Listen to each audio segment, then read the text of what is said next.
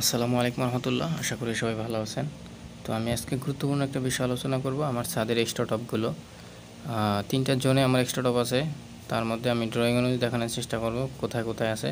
তো first of all আমি দেখাবো আমার তিনটে জোনের প্রথম জোন হচ্ছে এ নাম্বার, যেখানে ক্রাঙ্কের মাঝখানে দুইটা 10 মিলি, এবং বি জোন যেখানে একটা 10 একটা 12, এবং সি জোনে হচ্ছে একটা 12 মিলিমিটার বিটুইন ক্রাঙ্ক বার্স, অর্থাৎ ক্রাঙ্ক বার্ক দুইটা ক্রাঙ্ক বার্কের মাঝখানে।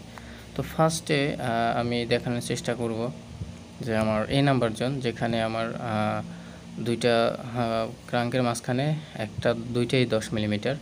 তো এই যে আমি এখানে দেখানোর চেষ্টা করতেছি যে এটা হচ্ছে আমার ক্রাঙ্কের রড, এবং এটা হচ্ছে ক্রাঙ্কের রড। এই ক্রাঙ্কের রডের মাঝখানে এই যে দুইটা এই দুইটা হলো আমার 10 মিলিমিটার। তো এটা হচ্ছে জোন এ। এরপরে জোন বিতে হচ্ছে আমার যেখানে বারান্দা আছে, সেখানে হচ্ছে দুইটা ক্রাঙ্কের মাঝখানে একটা 10 এবং একটা 12 আমি বলছিলাম ড্রয়িং অনুযায়ী। তো এখানে দেখানোর চেষ্টা করব, এই হচ্ছে একটা ক্রাঙ্ক, এটা একটা ক্রাঙ্ক, এই দিল দুইটা ক্রাঙ্ক, এই দুইটা ক্রাঙ্কের মাঝখানে একটা 10 এবং একটা 12, এটা হচ্ছে 10, এটা হচ্ছে 12। এরপর zone three that's mean zone সিতে আমি দেখাবো যেটা উইথাউট বারান্দা এবং মিডল পয়েন্ট ছাড়া, যেখানে বিম শুরু হয়েছে যে কোনো একটা সাইড থেকে, আউট থেকে। তো সেখানে আমি দেখাবো সি হচ্ছে একটা 12 করে। তো এখানেও আমি দুইটা ক্রাঙ্কের মাঝখানে দেখানোর চেষ্টা করব যে একটা 12 মিলিমিটার রড।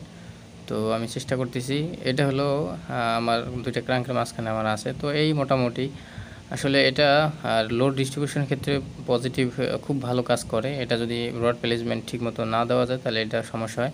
তো আমি এখানে দেখাতেছি যে কীভাবে এই টপগুলো কাজ করে। তো এখানে মিডল থেকে প্রথম লোডটা ভীমে আসে, ভীমে চলে আসার পরে ভীম থেকে কলামে যায়, কলাম থেকে এবং নিচে ট্রান্সফার। এই ছিল ভিডিওর আজকে মূল অংশ। আশা করি সবাই ভালো থাকবেন, সুস্থ থাকবেন। আসসালামু আলাইকুম রহমতুল্লাহ।